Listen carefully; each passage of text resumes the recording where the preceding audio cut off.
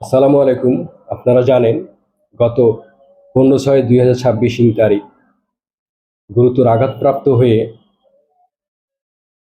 Zia heart foundation দিনাজপুরে DNA অটোর মালিক মোস্তাফিজুর রহমান নিহত হন। আমাদের তদন্তে ফুটে উঠেছে তার সাবেক স্ত্রী শিল্পী বেগম গত 14/6/2026 তারিখ তার ডিএন অটোর গদি রুমে ঢুকে পারিবারিক ঝগড়াকে কেন্দ্র করে তাকে আঘাত করে। অতঃপর উক্ত 14/6 তারিখ তাকে বোচাগঞ্জ হাসপাতালে রাত 9 ঘটিকে নিয়ে যাওয়া হয়।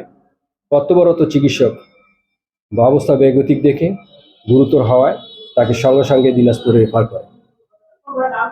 আমাদের ধারণা হচ্ছে যে তার দ্বিতীয় স্ত্রী শিল্পী বেগম তার উপর ক্ষিপ্ত হয়ে এই হত্যাকাণ্ডটি ঘটিয়েছে। গতকাল প্রাথমিকভাবে তাকে আটক করা হয়েছিল।